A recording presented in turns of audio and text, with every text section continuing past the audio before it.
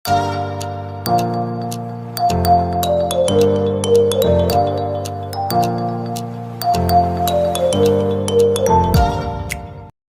loh, Kidung Agung 5 ayat 16. Ini kamu lihat ini, baik-baik. Itu Mahmadim. Itu Mahmadim atau Muhammadim? Kamu baca Muhammadim atau Mahmadim? Kamu baca itu. Coba kamu bacanya dari atas, Prasetyo. Coba dari atas.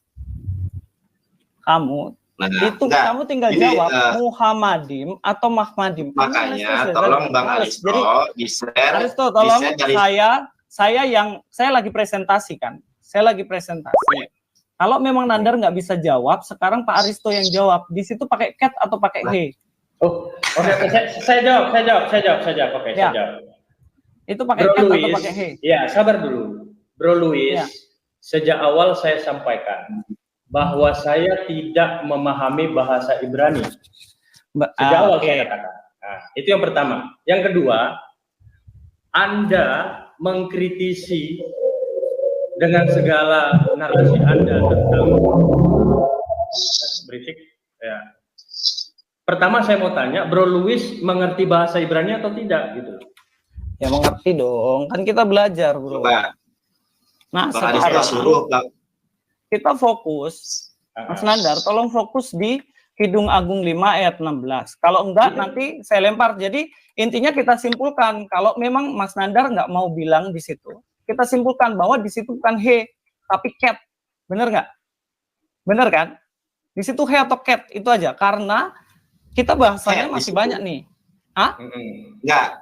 Ya, di situ cat kan? Atas. Sebentar, Bang Luis. Ma'atas kan? Syekh Lehadid Al-Muhammad Mamtakin.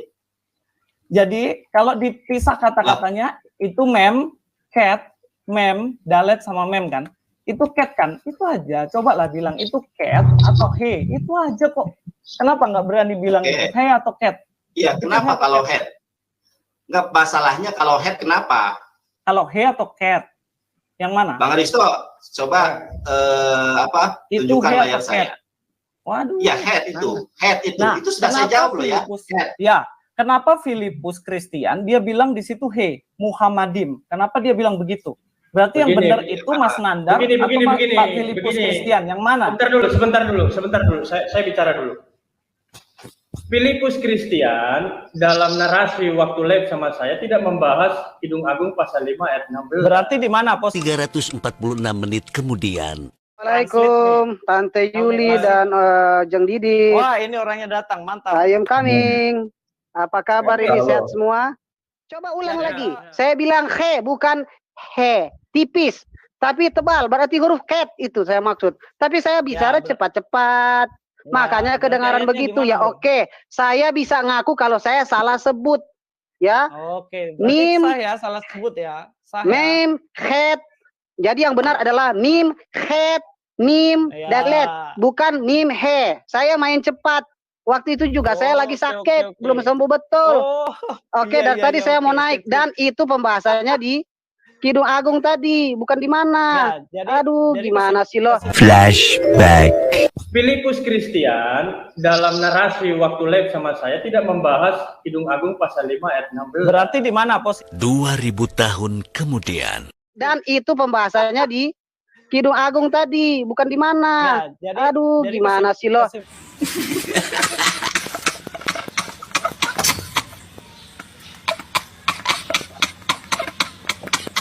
Filipus Christian dalam narasi waktu live sama saya tidak membahas Kidung Agung pasal 5 ayat 16. Berarti di mana posisi yang dibahas sama Filipus Christian? Anda jangan mempelintir yang sesuatu yang sebenarnya. Oke, kita buka lagi ya. Kita buka lagi.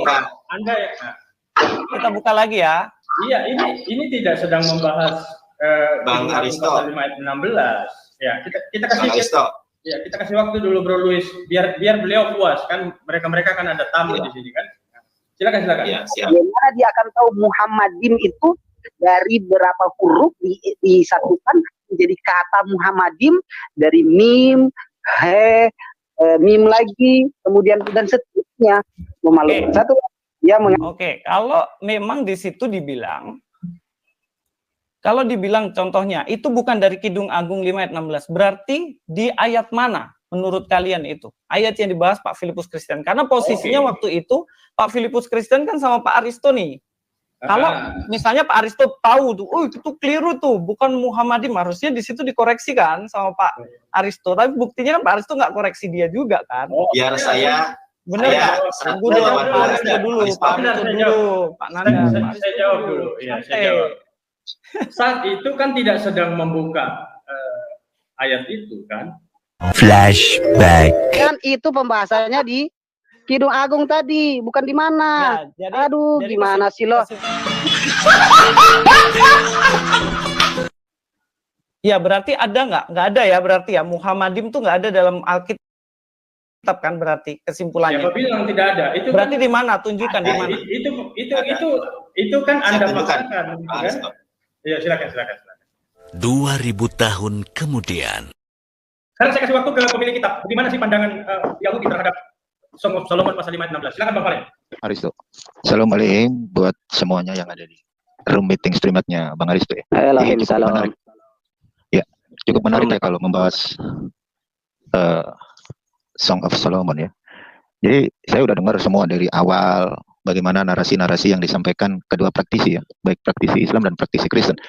Jadi intinya di situ berbicara tentang satu perdebatan. Di sisi lain praktisi Islam meyakini kalau itu adalah untuk baginda Rasulullah.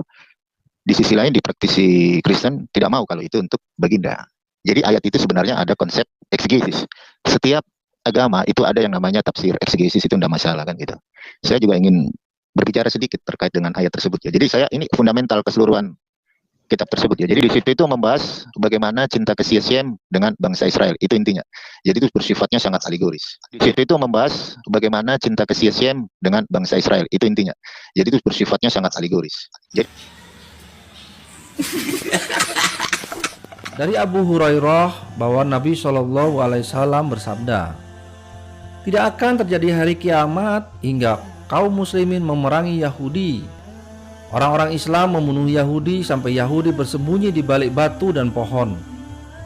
Namun batu atau pohon berkata, wahai muslim, wahai hamba Allah, inilah Yahudi di belakangku. Kemarilah dan bunuh saja. Kecuali pohon Ghorqad karena termasuk pohon Yahudi. Hadis riwayat Muslim.